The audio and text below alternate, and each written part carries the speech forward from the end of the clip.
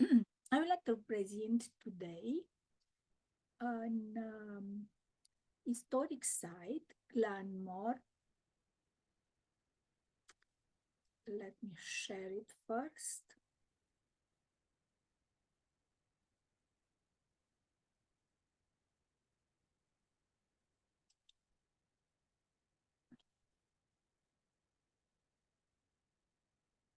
Glanmore National Historic Site is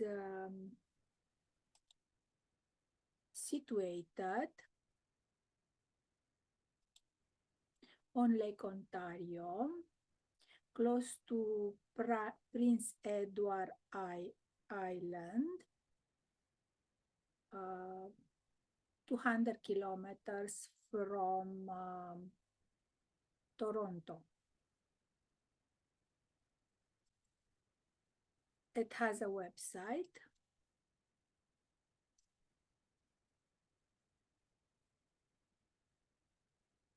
Okay, so we are going to focus today on few items that are connected with this site. On top of the building, we see an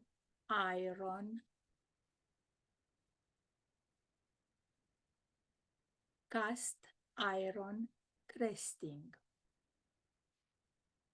There are some theory that this cast iron cresting were used to collect electrical energy. Extremely well done.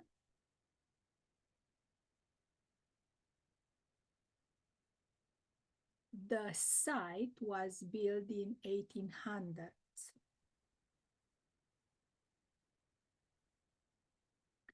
What Tesla said, electric power is everywhere, present in unlimited quantity, and can drive the world's machinery without the need of coal, oil, gas, or any other of the common fuels.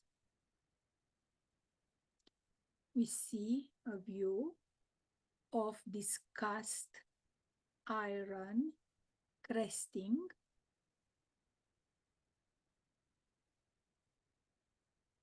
in the design of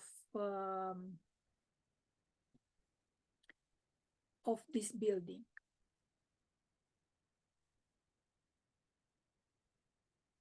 The electrical lights that are present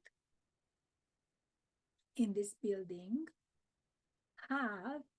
all have an okay. Let's see if I share this.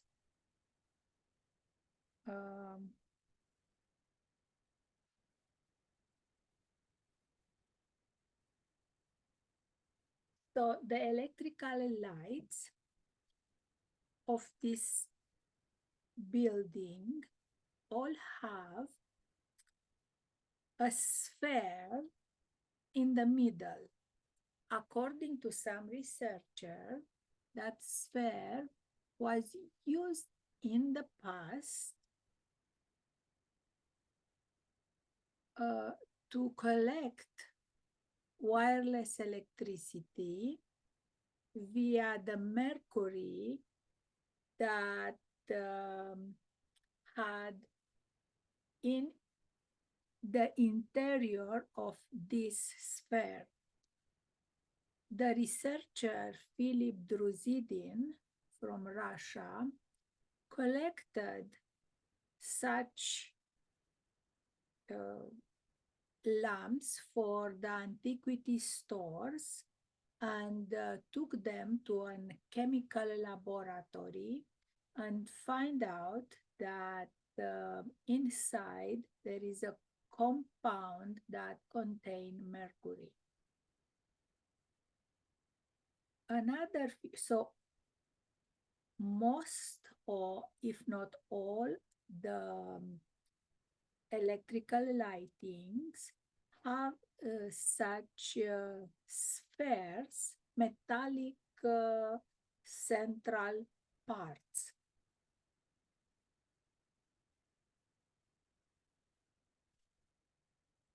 Extremely beautiful lighting. Not all are using the same, so these are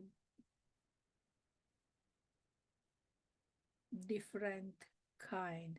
So you see, all have that sphere, and apparently this sphere contained in the past mercury. There is another theory regarding the heating of the old buildings that we can see in this National Historic Site. If all the fireplace was made out of wood, by burning wood, it was would have been a chance that the wood that is around to get fired. But there is a new theory. You see the spheres?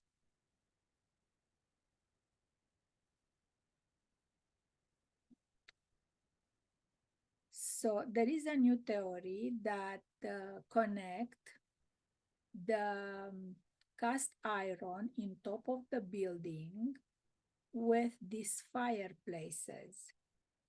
So a metal bound, so the top of the building, it's bounded through the chimney. So through the chimney, it's bounded to the metal plate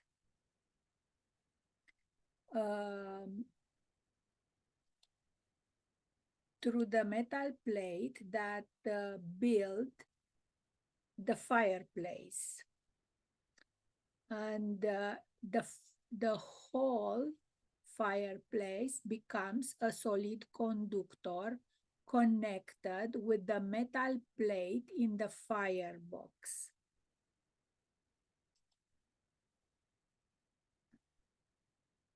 The intensity of the electric current in the center of the metal plate was probably so high that it made the plate incandescent and radiate heat.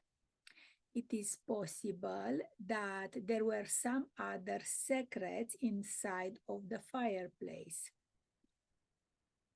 There are two capacitors that could be installed in the upper part of the firebox too.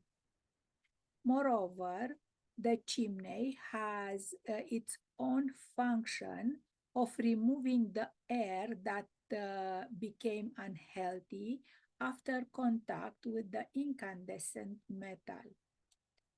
Look at the fireplace. All the fireplaces have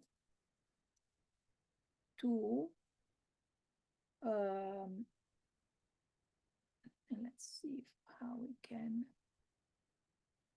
move it. These two metals, left and right of the fireplace, are basically capacitors, according to this study. And a lot of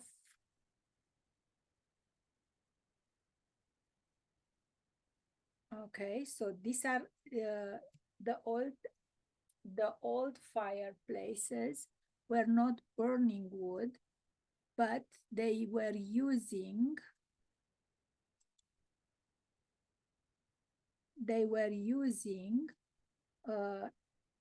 electricity collected on the top of the building through the chimney, collected with a wire, with the two uh, plugs, metallic plugs.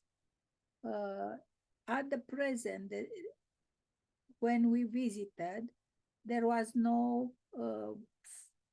wood burning in this fireplace, and the fireplace looked functional. So these two like look like a vase. They also could have been containing mercury and act like a capacitor. We see all the lighting have the same spheres. This sphere might have contained mercury and be used to transmit wireless electricity. We don't know for sure how is now and how was initially built.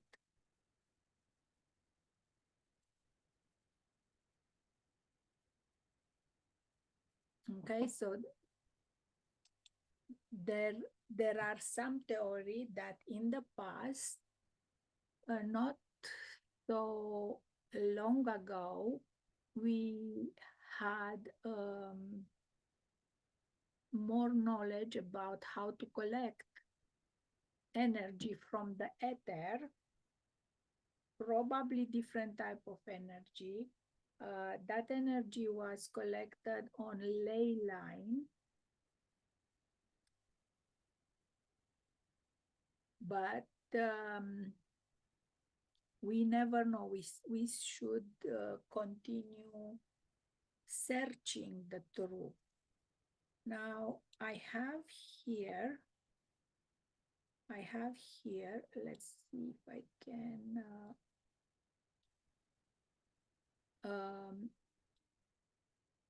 we have antique Tartaria decoded. Terrestrial energy circulates regularly. Start seeing how everything is oil mesh. When you look at the ancient civilizations, it's clear that they seem to understand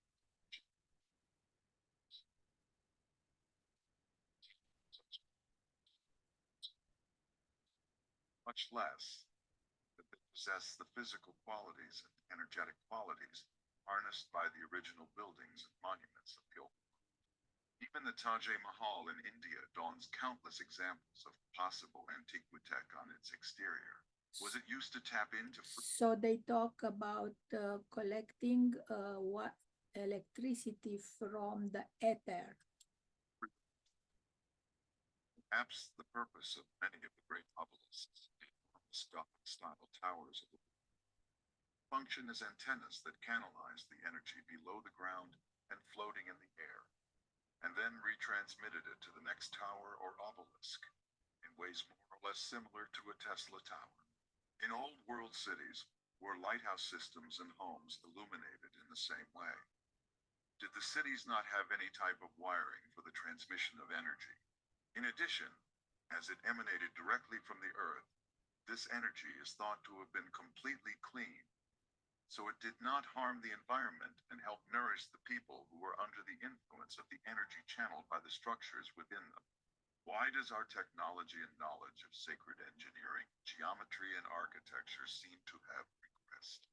Why would it be impossible for us to build great monuments and buildings like those of past centuries?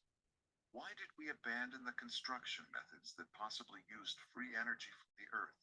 It is hardly credible that, after thousands of years building monuments and cities under these premises, we have simply considered it of little use from one day to the next. Perhaps everything is not what it may seem, so that we no longer have access to technological buildings and structures that could help expand our consciousness and harness the free energy of the earth. Stay tuned for more next time. Another characteristic of the building that is at this at this national museum is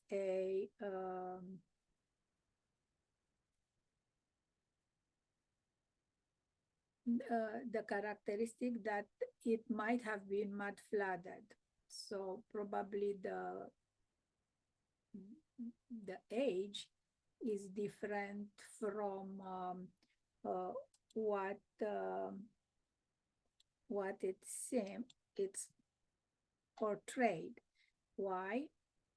These windows, a normal architect, why would he build a window that is under the ground level? There is an entire group of researchers that demonstrate that around the world there are buildings with that have one floor or half floor underground, and this is the case with this building. Let's check. Let's check the mud flood. Philip Druzidin in Russia is talking and going through Moscow and picture of different cities around the world, demonstrating that these buildings, a lot of buildings,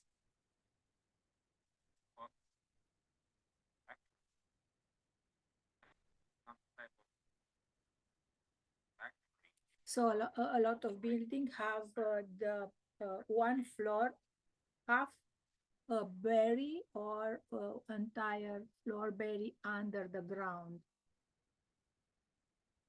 And he's walking through the city and demonstrate that all buildings are under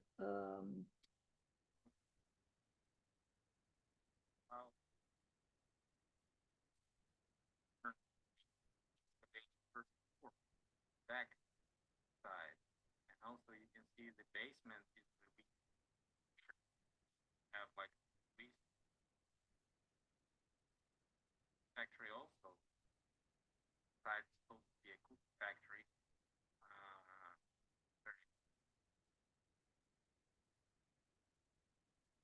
So the theory that is that it was a large mud flood around the earth around 200 years ago, and that affected apparently North America and Europe and Asia. So that is the presentation for today. Thank you for watching. I'm Liliana Usvat.